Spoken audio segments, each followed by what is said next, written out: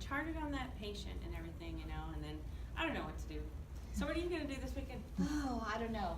You don't I'm know? thinking party. Oh, really? Really? How about you, Tina? What you got going on? You know, I'm pretty busy. I have to go and I have to do a new recording for Name That Ethical Dilemma.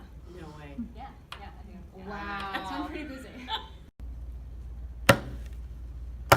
Chest pain. Let's get you into this wheelchair. Come on, we'll help you up. There we go. 1, 2, 3. Good. It's just a back.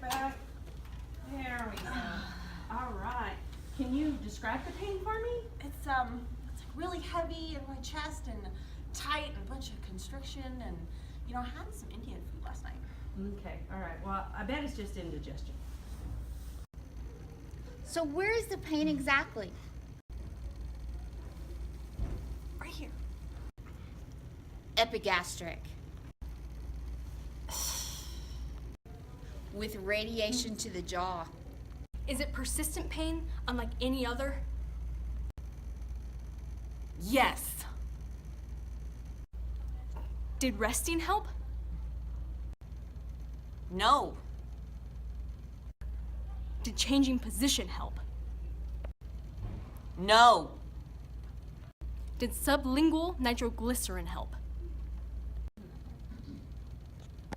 No.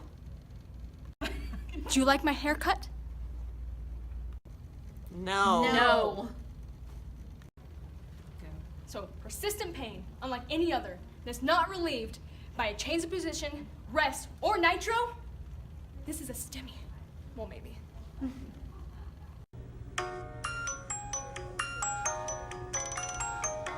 Nobody knows where they might end up.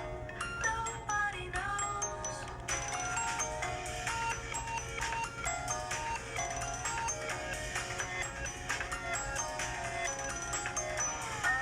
Oh, suppose you'll never know.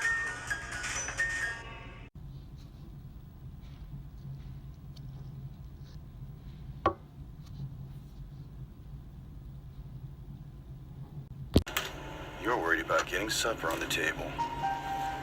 Don't. Your plans are changing. You think people who exercise don't have any worries. Think again. I'm doing the best that I can. Then do better. We need it tonight. Thought you would just tough it out. When will they start listening? But the wait, the stress, the bad habits, the warning signs. You just keep ignoring them. I am a heart attack. Today it was them. Tomorrow, it may be you.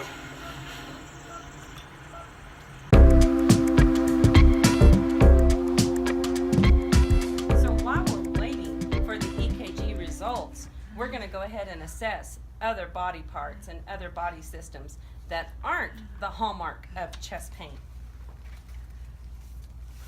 I'm going to get your blood pressure right here. We're going to get your vitals and stuff. Okay? All right. We're gonna I have the patient's arm over here.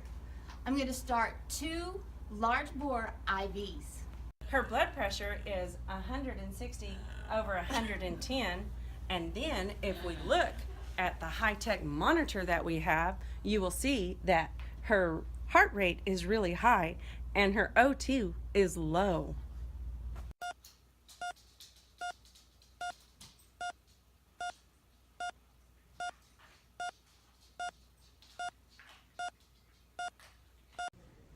And look at her, she's diaphoretic.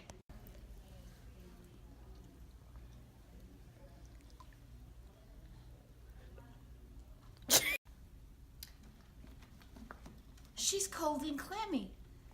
It's like she's losing life in this arm. I'm gonna listen to your lung sounds now.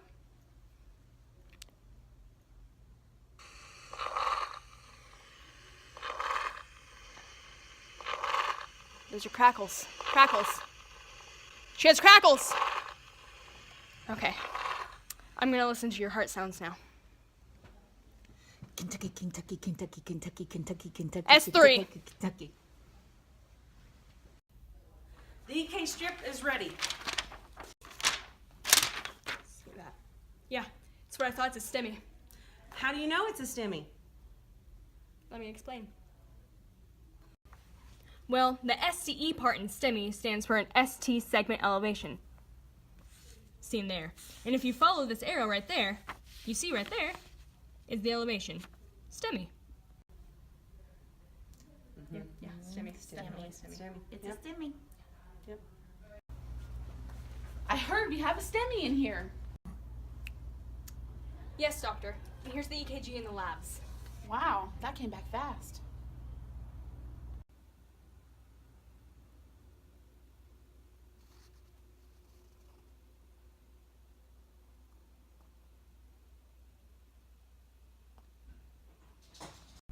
Yes, this all points to a STEMI. Well, yes, it's a STEMI, but what kind of STEMI? There's so many kinds. I don't know, I'm just a nursing student. What do we do now, doctor? She needs to be on bed rest, continuous EKG monitoring, and then we need Mona. Mona? But she's not even in our group. Not Mona. Mona. Morphine, oxygen, nitro, and aspirin. Correct, Pfefferman. I see that the oxygen is already in place, and according to the S-bar that I did not receive when I walked into the room, she's already had nitro sublingual. So now let's give her morphine 4 milligrams IV and a 325 milligram aspirin stat. But what about TPA, doctor? Well, I don't know about that, but we should definitely start her on some TPA because a STEMI involves a complete blockage. Good call, doctor. Good call. Doctor, don't you think we should do a percutaneous coronary intervention for the blocked artery?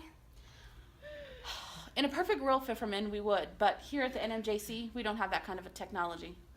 You're right.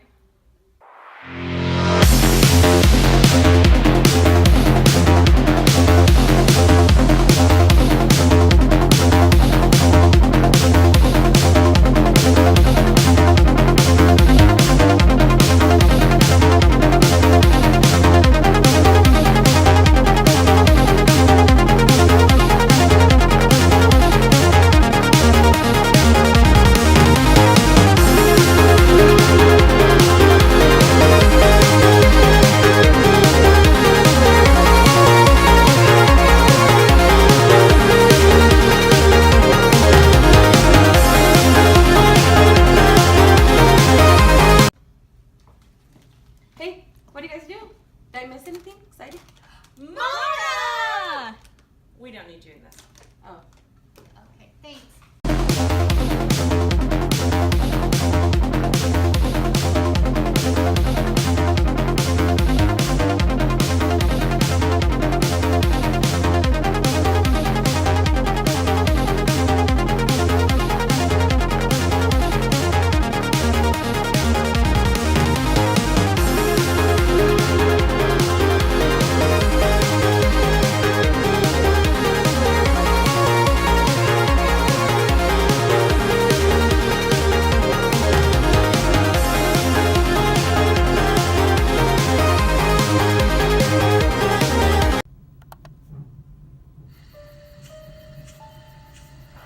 I am a heart attack. The high blood pressure you won't treat. I'm the cigarettes you can't put down. The heartburn you think will just go away. Your uncontrolled diabetes. The tightness in your chest. I'm the 20 pounds you needed to lose last year. The doctor's orders, you ignore. You're way too high cholesterol. I'm your heart attack. And I'm here, waiting.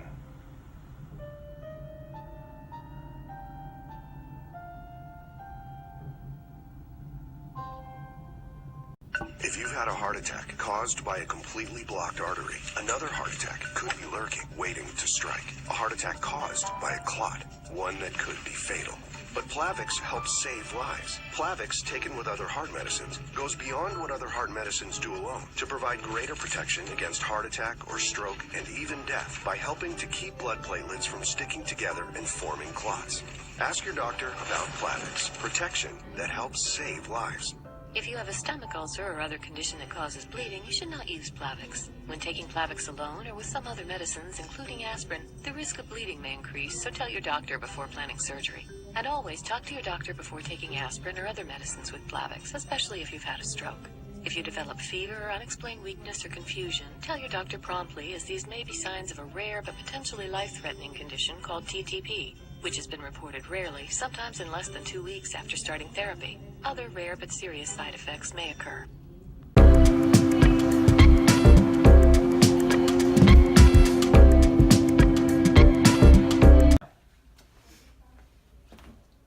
Hey, stranger.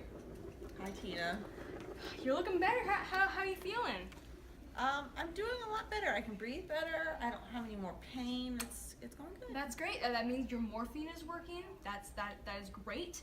It also looks like your blood pressure is lowered. Your EKG is back to normal. That means TPA is working. So, what's this in my arm now? That's heparin. We give it after TPA. Oh, okay. Then what's heparin for? Doesn't matter. But it is time for some teaching. Okay. Okay. You really need to stop smoking. I don't smoke. Well, it says right here on your chart you do. Okay. You need to increase your physical activity. Okay, but I work out like 5 times a week. You need to decrease your fat intake. I'm vegan. You need to work on losing weight. Well, no, that's just offensive. You're offensive. You said you didn't like my hair. Okay. We are going to be sending you home on some medications. You're going to be taking aspirin, 85 milligrams by mouth every day. Clopidogrel, 75 milligrams every day. Also, atenolol, which is a beta blocker, 50 milligrams twice a day. The doctor is going to be putting on you an ACE inhibitor of his choosing, and you really need to be on a statin because your lipids are just far too high. You need to stop eating meat. Okay, but I already told you that I'm a vegan. Yeah, of course you are. Well, that's a lot of medication. That's a lot to remember. Are you gonna write all this down for me? Or I will, and you're right. It's a lot of medication, but all these medications are used to keep you healthy. You know, the aspirin, the clopidogrel, they are going to keep you from clotting, which is good. The beta blocker will reduce arrhythmias and future heart attacks, which, you don't want any of those. The ACE inhibitor reduces the chance of another heart attack. Again, you don't want one of those. And it'll keep you from having heart failure. And if you don't take these medications, you'll have another heart attack and you will die. Well, we don't want that. No, we don't. No, we don't. I was just kidding. No, but really though, you really do need to take your medications. If you don't, you do have a chance of having another one. And if you have another one, you will probably need to have catheterization, which includes sticking a catheter through your femoral artery up through your entire body to your heart while you're awake. And nobody has time for that. So, Tina, what did I have exactly? Well, the doctor, he diagnosed you with a STEMI, which is a ST elevated. Why are you laughing? This is not appropriate time. I'm sorry, you're right. Do you have pseudobulbar I affect? think I'm having a stroke. Anyways, I'm sorry. You need to calm down. You're right. I'm calm. You had a STEMI, which is an ST elevated myocardial infarction. You had a heart attack. Nursing terms, that means you have a risk for decreased cardiac output, as evidenced by angina, tachycardia, and dyspnea with rest. Okay, well, what does angina, tachycardia, and dyspnea mean? Well, angina is it is a heart pain. It's caused by lack of blood flow to a certain part of your heart. Tachycardia means that your pulse rate was extremely high, and dyspnea means you were short of breath when you were just lying here. Hey. Does it make sense? Do you have any questions? No, just what I'm supposed to do now. We're gonna keep you on bed rest for a little while, and I already explained to you your medications. Right now, we're just gonna keep you on some heparin, keep you not clotting, and I will get the doctor to talk to you. Sounds good. Thank you. Okay, great. Great.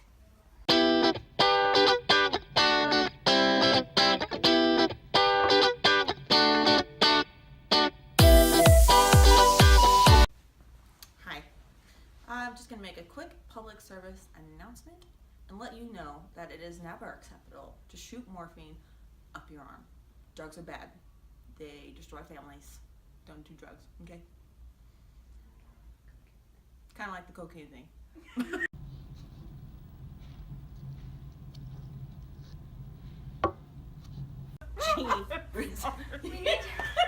There we go. And look at her. She's diaphoretic.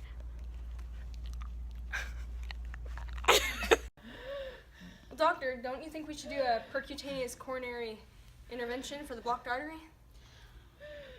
In a perfect world, Pfefferman, we would, but here at the NMJC, we don't have that kind of a technology. You're right. You're right.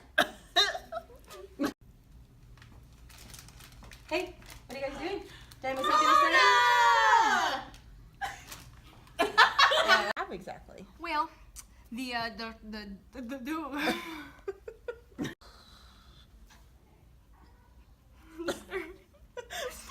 Okay. Are you recording? Mm-hmm. Okay, let's stop it.